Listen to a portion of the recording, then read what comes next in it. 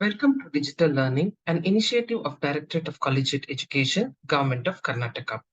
Siddhartha, a novel by Herman Hesse, is prescribed for fourth semester generic English BSc English. I'm Nandana NG, Assistant Professor of English at Government First Rate College, Malleshwaram, Bangalore.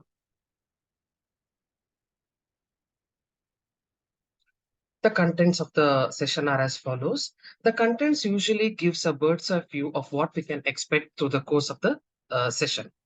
First and foremost, we'll have a look at the learning objectives and later the session outcome, or what is it that the student can expect to learn at the end of the session. Recapitulation of previous knowledge. This is a very important step in this session as such, because while trying to learn new knowledge, we should always try to look back. Only if we are able to connect the past with the present, we can look forward for the accumulation of further knowledge. And later, we shall proceed to the introduction of the author and then introduction to the novel, followed by the purpose of the author. And in the end, we shall have a small recapitulation of the entire session. The learning objectives of this session: to recapitulate previous knowledge, to acquaint with novel as a literary genre, to develop interest for reading a novel, introduction to the author, introduction to the novel, and to comprehend or to understand the author's purpose of writing the novel. This is the most important thing.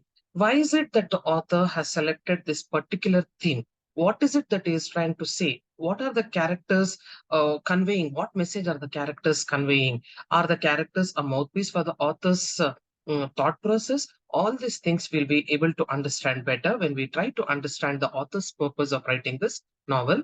In turn, it will also help to enlarge the imaginative power of the students, which in turn will help to better develop their functional writing skills.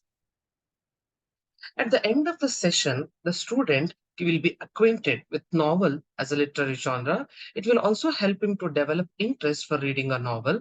Introduction to the author and background is quintessential, as I have reiterated in all my sessions, because it will give us a clear background as to what is it the author is trying to convey. Introduction to the novel. To comprehend the author's purpose of writing a novel, and the student will also be able to enlarge his imaginative power.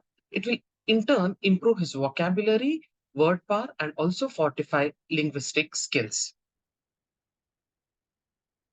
Recap of previous knowledge. Usually, at the beginning of any lesson, poem, or a novel as such, we have a small pre reading activity wherein a few questions are posed. By trying to discuss the question in the classrooms, the teacher and the student will be able to gather a lot of ideas, and all these ideas in turn will help the student better understand the text that he is going to further study. In this case, a few questions are included here, discussion of which will make us understand what are the probable or what are the possible themes of the novel Siddhartha. The first concept: money and wealth will bring you happiness. More or less, all of these are statements. It depends on you whether you agree with them or not. Money and wealth will bring you happiness. Well, it depends on the person and his perspective. If you ask me, I feel money and wealth are means to bring us happiness, and that too for a specific reason. I am not going to say money and wealth will give me complete happiness, but yes, it is a part of my life because through money and wealth, I can get those temporary happiness or those necessities of life which are required for my well being. But then I do not agree with the fact that money and wealth will bring me complete happiness. There are many other things that leads us towards complete happiness. The second concept: everyone has a specific purpose in life that they need to fulfill. This is something, again, it depends on individual perspective. First and foremost, we should understand, are we living a life? Do we have a purpose? Purpose, as in not the ones that we have set for ourselves, that is, to study, to get a good job, to earn in six digits or seven digits, as I say, to have as many material possessions as possible. No, here the question that is being asked is, do you really think as an individual who is existing in this life, do you have a specific purpose in life? First and foremost, we should identify the purpose, and only if you are able to identify the purpose, we can work towards fulfilling it. Everyone has the potential to be a good person. That is true. Always remember, no person is completely good nor bad. There are there are positive and negative aspects in an individual. It is up to us what we nurture. In fact, we human beings are more like, a canvas, blank canvas. It is up to us what we paint, the negative aspects or the positive aspects in our life. But then it is true, everybody has the potential to be a good person. Define a hero. Well, this again differs from person to person. Uh, in a simple definition, hero is a person who does something out of the ordinary, or who does extraordinary acts, or who is above the ordinary people. But then, according to whatever we are exposed to the media, like the films, how it is typecast in films, or the way we look at things, heroes are people who have superpowers. No, but actually, when you really look at it that way, heroes are not superpowers, or sorry, heroes are not people who have superpowers, but heroes are ordinary people. Heroes come from among us. It is the one quality that sets them apart from us. There are many instances where we feel something wrong is happening, but then we do not react. The person who reacts for that and who tries to rectify that situation becomes a hero. So, in that context, heroes are never ordinary people. Do you maintain a personal journal? This again depends. There is this a good habit of maintaining a personal journal or maintaining a personal diary as such, wherein you can jot down your thoughts, what are your plans, aspirations, what do you feel, etc. At times, when you look back or when you reminisce, you will be able to get a clear perspective as to what were the events or what were the moments that brought about a significant change in you. You can only learn from a teacher. Definitely not. At this age, I completely agree that your teacher is not the only person you can learn from. You can learn from anybody and anyone for that matter. You can even learn from somebody who is younger than you. You can learn from your teacher. You can learn from your parent. You can learn from your sibling, your neighbor, your friend. You can even learn from your enemy for that matter, because we should always hate a person. We should always hate the thoughts of a person, not the person itself. I'm sorry there. So, in that context, you can learn from anybody for that matter. A teacher is a part of the learning process. Living without possessions helps you to be happy. Again, it depends on perspective. If I say this kind of statement to youngsters like you might say, ma'am, we are doing all this to gather possessions in our life. How is it? Maybe at a point when you have enough possessions and you're saturated, or you have reached the saturation point, you might feel that these many possessions or materialistic aspects are not required. And later you might look at the fact that living without possessions will actually give you genuine happiness. You have to find your own way to be happy on your own. This is again definitely true. Our happiness, every person's happiness defines his own perspective. It is up to us how we find our own happiness. For example, I feel happy when I'm reading a book. I feel happy when I take a walk in the park. So it differs from person to person. You might find happiness when you just listen to some favorite song of yours. So again, it depends on your own perspective. Now, the last one is my most favorite. Character is destiny is a saying by Greek philosopher Heraclitus. This is definitely true. We might say destiny is something pre-written, or fate, whatever you believe in, that it is pre-written. But then our character, more or less, the way we behave, it leads us to our destiny. Though we are aware, even if you are aware what your destiny might be in the future, how much ever you try to avoid that, your character will definitely lead you towards your destiny. But then, yes, we can maybe to an extent try to alter or try to modify our character, but then again, it depends on the character or the way we behave. So, thoughts here on the parallel level, I have just included a saying by Tyrone Edwards. Thoughts lead on to purpose, purpose leads on to actions, actions form habits, and habits decide character, and character fixes our destiny. So, it is not God who is to be blamed for our destiny, it is our own actions, it is our own thoughts which leads to our destiny. Now, let us proceed toward the definition of a novel. A novel is a relatively long work of narrative fiction, typically written in prose and published as a book.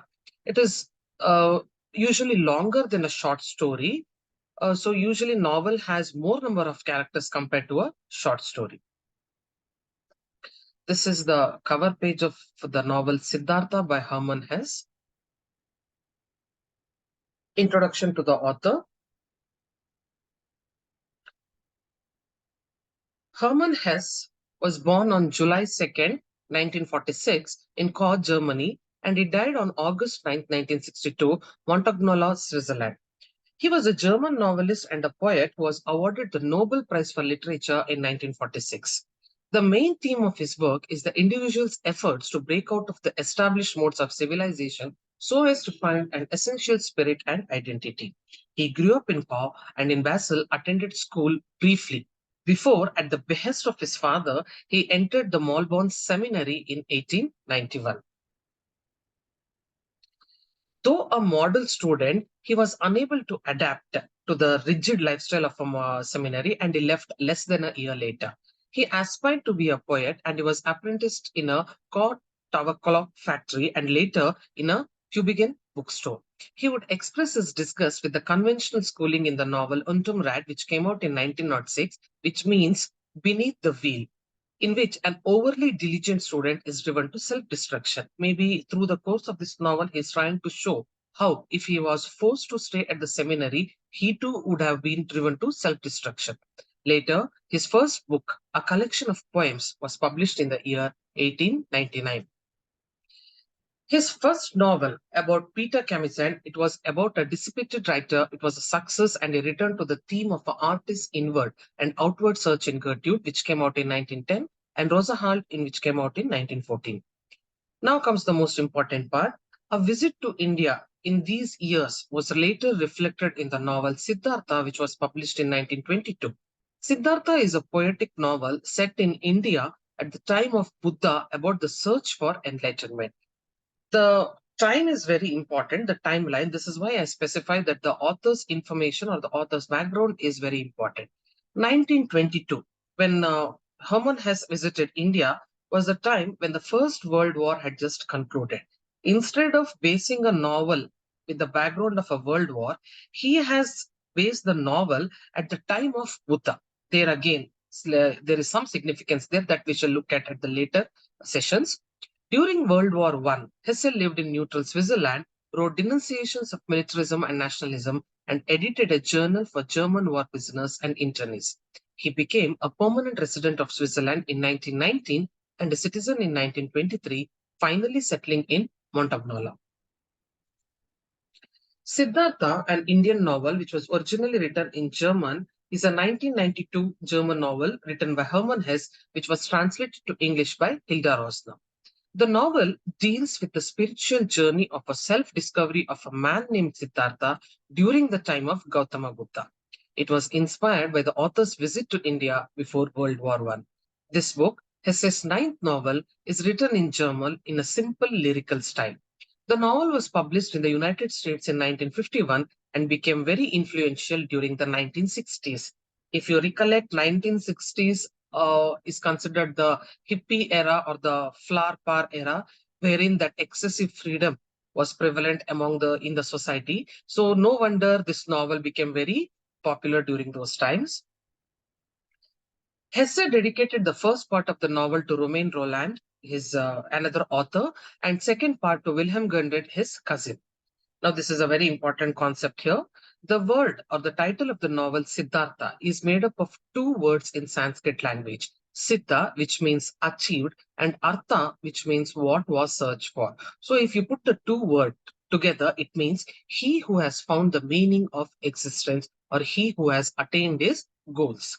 In fact, the Buddha's own name before his renunciation was Siddhartha Gautama, Prince of Kapilavastu. Please remember, you are not to confuse the protagonist of this novel with Gautama Buddha, but there is that parallel analogy throughout the novel. So in this book, the Buddha is referred to as Gautama. Purpose of the author. Why did Herman Hesse write this novel? Herman Hesse wrote Siddhartha as a way to immerse himself fully in these teaching aspects to overcome his own disdain for life. As I say, Whatever the author sees in society or whatever he endures or experiences or feels is usually reflected in his literary works. So, no wonder whatever frustration or disdain was apparent in his life, he has tried to depict in this novel. The novel is set in the ancient Nepali city of Kapilavastu. The book follows Siddhartha, a young man who leaves his family in order to attain enlightenment, which is the highest form of human awareness. Siddhartha expertly explores the tension between the doctrinal dictates of the organized religion and the inner promptings of the soul. Hesse challenges of our ideas and how what it means to lead a spiritual strive after and to achieve meaningful self growth through blind adherence to a religion, philosophy, or indeed any system of belief. He tries to tell us that to seize hold of the reality of each moment, which is always new, alive, and forever changing. Hesse uses the potent symbol of a river to convey the sense of vibrancy and flux. Now, let us try to recapitulate whatever we have learned through the course of this session. Herman Hesse, born July 2, 1877, Caen, Germany, died on August 9, 1962, Montagnola, Switzerland. He was a German novelist and a poet awarded the Nobel Prize for Literature in 1946. A visit to India in these years was later reflected in Siddhartha, which came out in the year 1922, a poetic novel set in India at the time of Buddha about the search for enlightenment. The novel deals with the spiritual journey of self discovery of a man named Siddhartha during the time of Gautama Buddha. Set in the ancient Nepalese city of Kapilavastu, the book follows Siddhartha, a young man who leaves his family in order to attain enlightenment, which is the highest form of human awareness. The word Siddhartha is made up of two words in Sanskrit language. Siddha means achieved and Artha means what was searched for, which together means he who has found meaning of existence or he who has attained his goals. References used for the session: